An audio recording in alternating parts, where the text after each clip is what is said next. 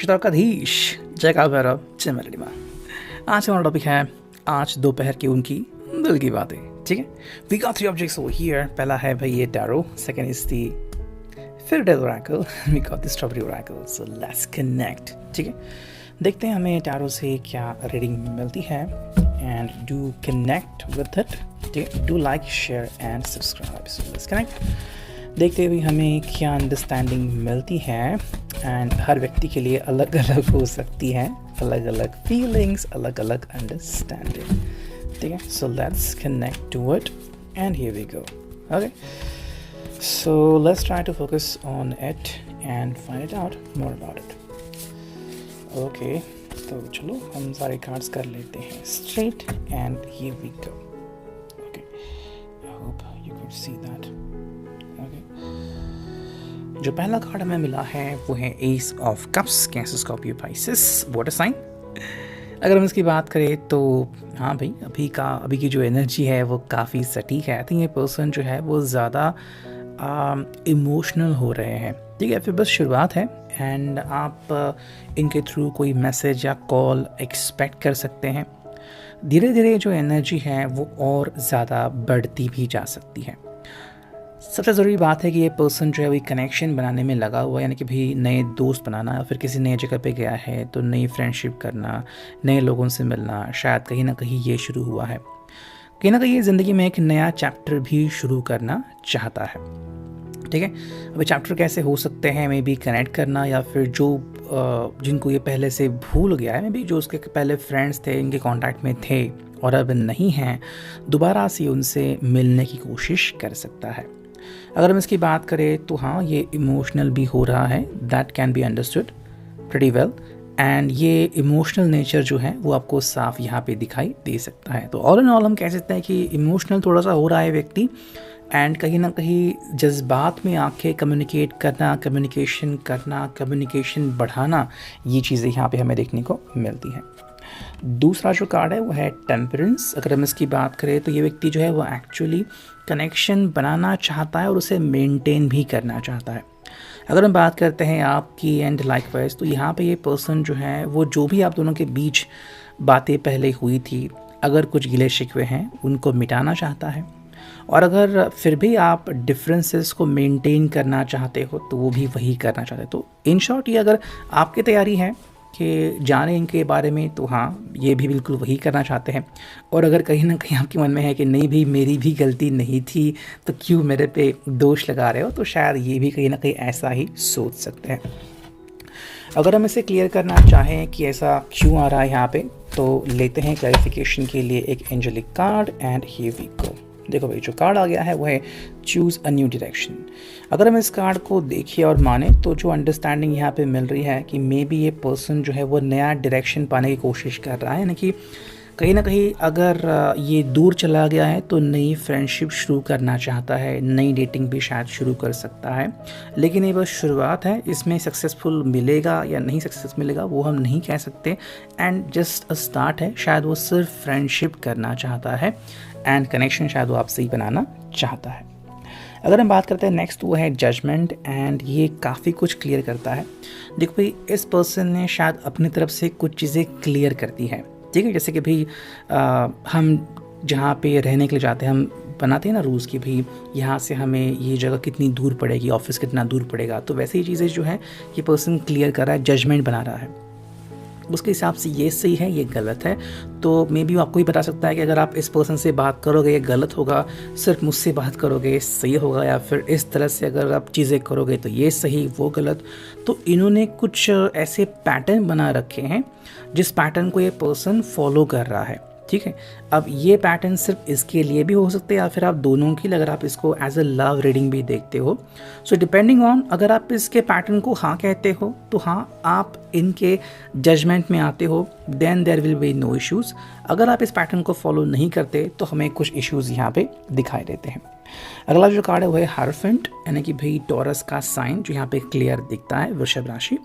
भाई अगर हम इसकी बात करें तो ये व्यक्ति दरअसल आप दोनों के बीच कोई भी झगड़ा नहीं चाहता, बल्कि हाँ, यहाँ पे स्पेस ज़रूर चाहता है, या आपको भी स्पेस दे रहा है, खुद भी स्पेस दे रहा है, यानी कि भाई ना तो आप दोनों के बीच कोई झगड़ा हो एंड कोई इशू हो, बल्कि आप दोनों ही जो हैं वो सही तरीके से रहें, यही वो चाहता है।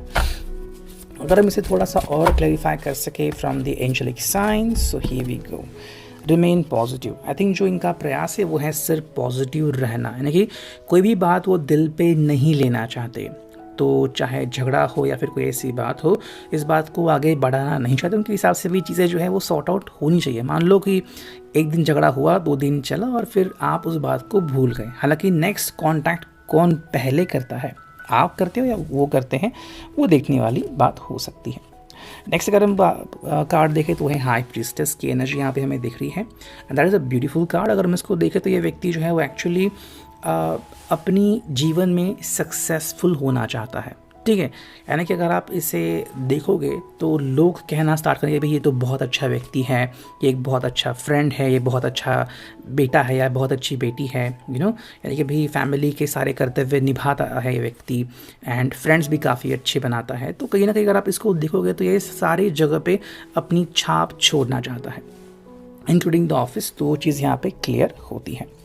अगला कार्ड देखें तो वो है 7 ऑफ वॉन्ड्स, एरीज लियो सैज। ये व्यक्ति जो है वो थोड़ा सा पारमार्थिक के तौर पे ही मतलब तरफ भी उसका ध्यान अट्रैक्ट हो सकता है। लाइक स्पिरिचुअली ये पर्सन थोड़ा सा इवॉल्व होने की कोशिश कर रहा है। थोड़ा सा जो समय है वो अपने ईष्ट को ये अर्पण करना चाहता है। सेकेंडली अगर हम बात करें तो कुछ ऐसी भी चीज़ें हैं कि मे बी कुछ लोगों से नकारात्मक भाव अगर इसको मिल रहा है तो ऐसे लोगों से दूर रहना ही ये पसंद कर सकता है। तो अगर आप दोनों के बीच अगर थोड़ी सी अनबन चल रही है तो ज़्यादातर ये व्यक्ति जो हैं, क्योंकि यहाँ पे साइन आ गए हैं एरीज लियो सैज, वो थोड़े से आपसे दूर रहने में ही सेटिस्फाई रहेंगे कुछ वक्त के लिए। जैसे ये नेगेटिविटी ख़त्म हो जाएगी या फिर इनको लगेगा, महसूस होगा कि आपके थ्रू वो नेगेटिव भाव नहीं मिल रहा है, वो तुरंत अपनी दिशा बदल देंगे। एस ऑफ पेंटिकल्स, तो यहाँ पे इनके लिए जो परम भाव है, प्रथम भाव, वो है सेफ्टी का, सिक्योरिटी का, ठीक है। यानी कि भाई ये सबसे पहले हम कहते हैं ना कि ज़मीन से कनेक्शन बनाना रहना चाहिए, अहंकार नहीं आना चाहिए, तो वो यहाँ पे चल रहा है। उनके हिसाब से भाई आप दोनों जो है वो काफ़ी ज़्यादा मोटिवेटेड हो सकते हो ना, अपनी अपनी ज़िंदगी जी सकते हो, ठीक है। एंड आप दोनों को रियलाइज़ करना भी होगा कि अंत में आप दोनों को हैप्पी एंड चेहरे पे स्माइल ही आनी चाहिए, वो चीज़ यहाँ पे क्लियर हो रही है। अगला जो कार्ड है वो है दी हैंग्ड मैन, एंड इसके लिए हम लेंगे थोड़ा सा क्लैरिफिकेशन कि यहाँ पे एट द एंड यहाँ पे क्यों आ गया है द हैंग्ड मैन, एंड जो जवाब आ गया है वो है अ ईयर फ्रॉम नाउ। तो शायद जिस चीज़ के बारे में आप बार बार इनको कह रहे हो या फिर आप दोनों सोच रहे हैं, वो शायद चीज़ इस साल करने के लिए व्यक्ति शायद रेडी नहीं है। मे बी हो सकता है कि आप दोनों एंगेजमेंट के बारे में सोचो, नया घर परचेज करने के लिए या फिर सीरियस होने के लिए इन योर रिलेशनशिप। तो ये पर्सन शायद आपसे एक और साल मांग रहा है या फिर कह रहा है कि भाई इस सालों से कुछ अलग प्लान्स हैं, तो जो भी आप कह रहे हो उसके ऊपर हम नेक्स्ट ईयर काम कर सकते हैं, ठीक है। Now let's connect with the fairy tale oracle. देखते हैं हमें यहाँ से क्या रीडिंग मिलती है, and let's connect to it. देखते हैं भी ये ओरेकल हमें क्या बताती है, गाइडेंस होती है। So let's think about it. जो पहला कार्ड है भाई वो है समवन टू ट्रस्ट। अगर हम इसकी बात करें तो जो चीज़ यहाँ पे आती है कि ये व्यक्ति पहले तो किसी पे बिलीव करना चाहता है। तो आपके लिए काफ़ी इम्पॉर्टेंट है कि आप दोनों के बीच का जो बॉन्ड है वो अगर बना रहा है तो उसे ऐसे ही बनाते रहें। एंड अगर कोई इश्यूज़ आ गए हैं तो पहले तो उस इशू को क्लियर कर दें, बिकॉज ये ट्रस्ट बनाना चाहता है, पॉसिबली अनफेथफुल वुमन। तो अगर ये इशू इस पर्सन को लग रहा है आप दोनों के बीच, तो शायद एक रीज़न हो सकता है कि क्यों ये पर्सन थोड़ा सा इनसिक्योर फील कर रहा है। मे बी हो सकता है कि कोई एक तीसरी व्यक्ति भी है जो इनको तकलीफ दे रही है, एंड इसलिए शायद वो आपसे इतने ज़्यादा कनेक्ट नहीं हो पा रहे हैं, ठीक है। ये जो कार्ड यहाँ पे आ चुका है वहाँ वो है मैरिज। तो अगर हम इसकी बात करें तो मैरिज के लिए भी शायद ये पर्सन सोच रहा है, लेकिन जैसे कि हमने कार्ड में देखा एंजेलिक गाइडेंस की भी 1 साल के बाद, तो अगर आप से थोड़ी सी जल्दबाजी हो रही है तो ये पर्सन थोड़ा सा नर्वस भी हो सकता है, जो चीज़ हम यहाँ पे क्लियरली देख सकते हैं। नेक्स्ट 1-2 कार्ड देखते हैं इस ओरेकल से, and here we go for the guidance, जो कि है भाई ब्रेकअप्स। एंड एक जो नेक्स्ट कार्ड आ गया है वो है भाई अपॉर्चुनिटीज़। अगर हम इन दोनों को देखें तो मे बी इस पर्सन को ब्रेकअप का खतरा लग रहा है, ठीक है। अगर आपको किसी बात का जवाब नहीं दे रहा है रिगार्डिंग मैरिज वगैरह, तो शायद उसको लग रहा है कि अगर वो कोई ऐसी बात कह देगा आपसे तो शायद आप नाराज़ हो जाएंगे ना, आप इससे ब्रेकअप कर देंगे। तो इसलिए वो अपॉर्चुनिटीज़ ढूंढ रहा है कि कब सही मौका मिले और मैं आपसे सही तरीके से बात कर पाऊँ कि एग्जैक्टली ये क्या फील कर रहे हैं और इनको क्या कहना है। तो मेरे हिसाब से जो भी, अगर ये पर्सन बिल्कुल रेडी है तो शायद हाँ भी कह दें, बट उनके कुछ प्लान्स हो सकते हैं करियर वाइज वगैरह, एंड इसके लिए वो आपसे थोड़ा सा समय चाहते हैं। ठीक है। Now let's connect with the strawberry Oracle, and यहाँ से जो हमें कार्ड मिल रहे हैं वो देखते हैं क्या है। चुनते हैं 3 cards and here we go. ठीक है। जो पहला कार्ड हमें यहाँ पे मिला है वो है भाई फेमिनाइन पावर। तो यहाँ फेमिनाइन पावर आती है, तो अगर आपको लग रहा है कि आपको नज़रअंदाज कर रहे हैं तो ऐसा बिल्कुल नहीं है। इनफैक्ट आई थिंक काफ़ी ज़्यादा सोचते हैं, अट्रैक्टेड काफ़ी ज़्यादा महसूस करते हैं, एंड यही बात है कि क्यों ये रिश्ते को और ज़्यादा मजबूत करना चाहते हैं। Follow your own rules. तो जो टैरो में कार्ड आ गया था जजमेंट, बिल्कुल वही दिख रहा है यहाँ पे कि ये अपने रूल्स बना चुके हैं एंड उसी रूल्स को फॉलो करना चाहते हैं। ठीक है। तो आपको भी अगर इनके साथ आगे बढ़ना है तो इनके रूल्स को थोड़ा बहुत तो फॉलो करना ही पड़ेगा। एंड जो थर्ड कार्ड है, take action if it's necessary. तो अगर आपको लग रहा है कि क्यों ये कभी कभी बात टाल देते हैं या फिर क्यों ये कभी कभी सॉफ्ट फील करते हैं, तो चीज़ ऐसी है कि ये सॉफ्टनेस यहाँ पे इसलिए आती है बिकॉज ये नहीं चाहते कि आप ये कोई ऐसी बात कहे आपके सामने जिसका शायद आपको बुरा लगे।